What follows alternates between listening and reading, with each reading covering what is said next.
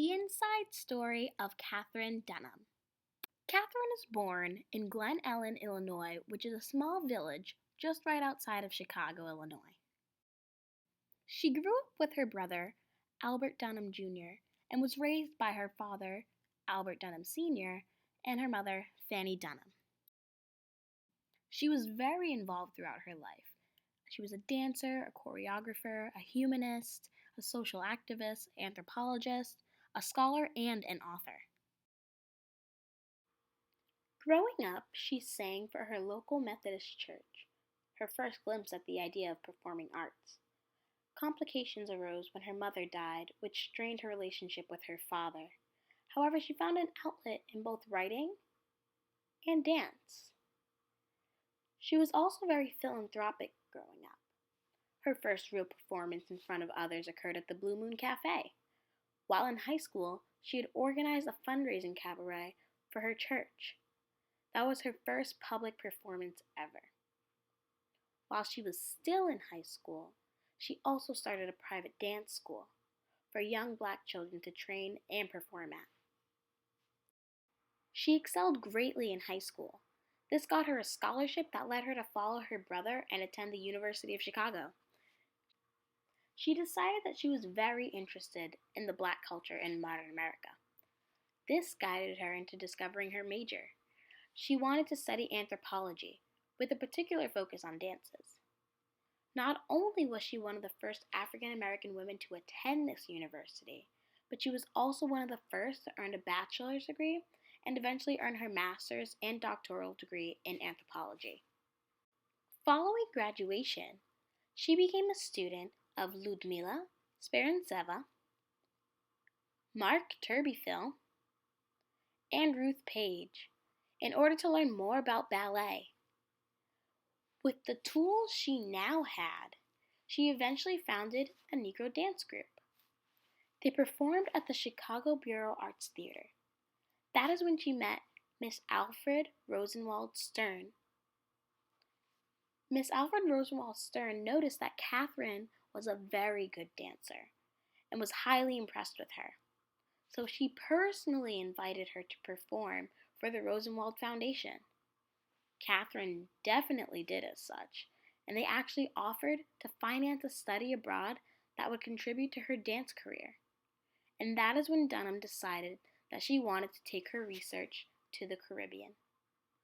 She received this fellowship in 1935. She really used this opportunity to culturally enrich herself and become more aware of the traditional styles of dance that occurred on the islands of Jamaica, Accompong, Martinique, Trinidad, Tobago, and finally Haiti. She studied all aspects of dance and the motivations behind those dances. However, she found the most special and personal resonances in Haiti. In Haiti, she investigated some of the voodoo rituals that they would perform. Here's an example of what one of those voodoo rituals might look like.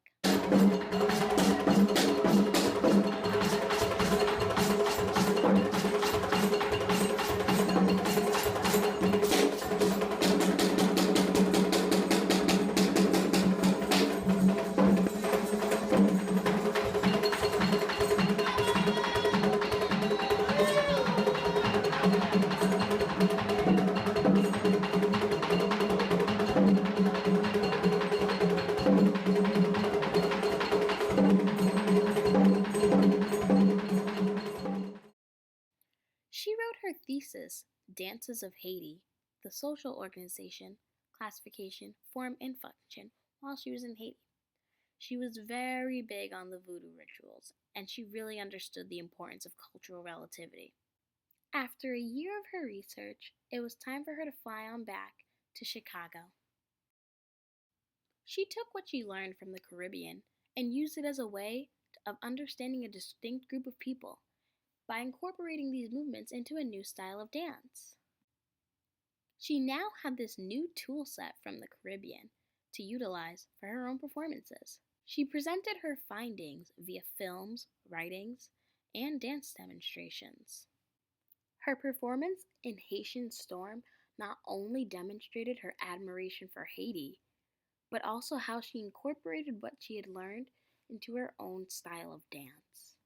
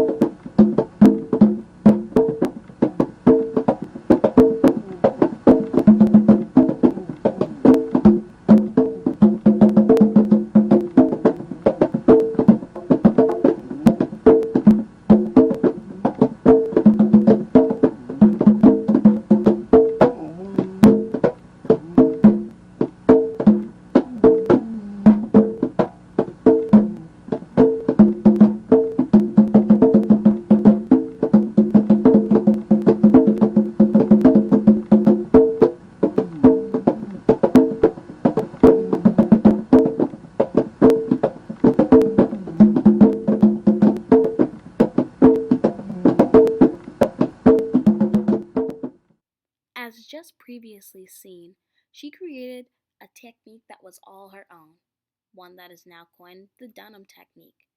The Dunham technique consists of a combination of innovative interpretations of Caribbean dances, traditional ballet, African rituals, and African American rhythms, detailed facial expressions as well. This technique also involves the idea of a loose torso and spine, articulated pelvis, and isolation of the limbs. This is a clip of her in her original piece called La Agia, where you can clearly see a lot of these techniques demonstrated in just this piece alone.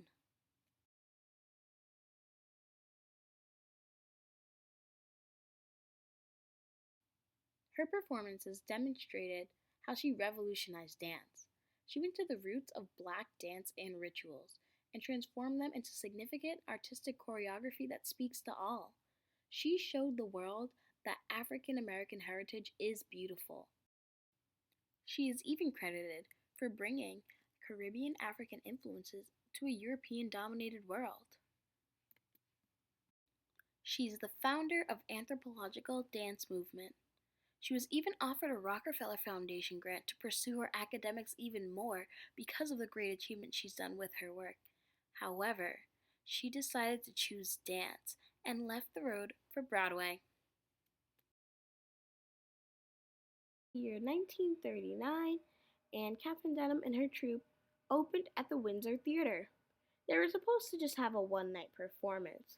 However, their performance was so phenomenal that it ended up lasting more than just that one day. They were in high demand, so they kept going and performing for the next 13 weeks. It was such a huge hit. As mentioned, Catherine was not just a dancer. She also choreographed and directed on Broadway. She danced with Les Negres dance group and also appeared in Stormy Weather. Going back to Dunham's performance in Stormy Weather, you can now see some of the technical elements I talked about.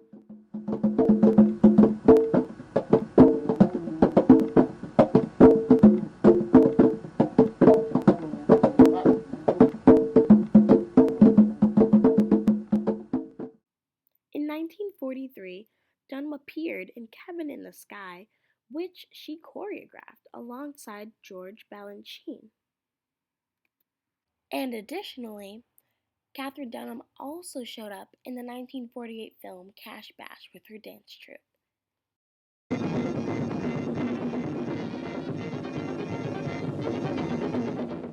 Note the loose torso and spine.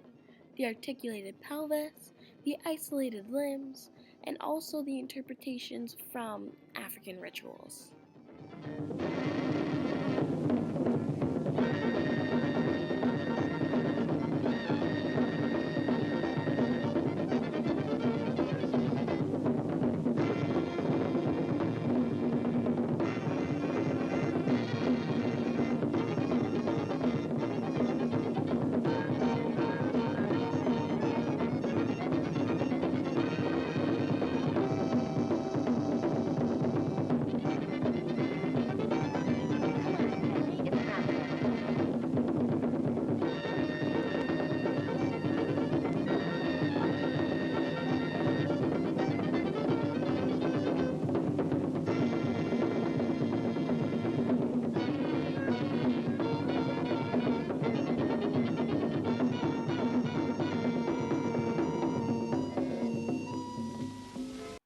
In the late 1940s, however, Dunham decided that she didn't want to dance with this dance group anymore. So she decided to leave and began dancing with her dance company, Katherine Dunham Dance Company. And to no surprise, this dance company was very successful. They actually toured for the next 20 years and visited a total of 57 countries. Every time, the audience was so stunned by such theatrics and dynamics. People called Katherine Dunham the matriarch of black dance, and this is due to her mastery of her body movements. They were considered phenomenal. She was smooth, she was fluent, and she overall just dominated that stage. Europeans had never been exposed to something so culturally different. While this title was supposed to be a compliment, she definitely expressed public discontent with limiting the significance of her work to just black dance. She explained that we just must stop segregating society. This fed into her humanitarian work and activism. She had always been an advocate for racial equality. She even refused to perform at segregated venues. There was this one instance when she did perform in an all-white building, and they even gave her a standing ovation after her performance, and she publicly exclaimed that her and her dance troupe would not be back unless they desegregated the theaters. She used her performances to highlight racial discrimination. Another form of humanitarian work came from when she opened the Performing Arts Training Center in St. Louis, with the goal of getting violent street gangs off of the streets and putting them through performing arts centers. And another thing she did was she went on a hunger strike. She was protesting the U.S. policy on Haitian boat people and how the U.S. was not treating them correctly. So she went on the strike for 47 long days. And now on to awards. She had earned many of them throughout her lifetime, including the Kennedy Center's Honors Award, Black Filmmakers Hall of Fame, the St. Louis Star on the Walk of Fame, Presidential Medal of Arts, French Legion Honor, NAACP Lifetime Achievement Award, and so many others. She had many pieces of fine work throughout her life, one of which were the several books she had written. But most of her awards actually come from her contribution to the arts. During conversations, she would use the opportunity to teach, strategize, and solve social problems created by poverty and racism. I did not, foolishly, I didn't think about it because I was so busy with the company, and that has saved me so many, many times. I was just too busy to get into what I considered the small things. This turned out to be a big thing. It turned out that no black people could sit in the orchestra seats. And I, after going through a whole lot of resistance, threats, you name it. I did everything possible to be able to get on that stage and feel good about it. And I couldn't win then. Therefore, I decided if I couldn't win at the beginning, I'd win at the end.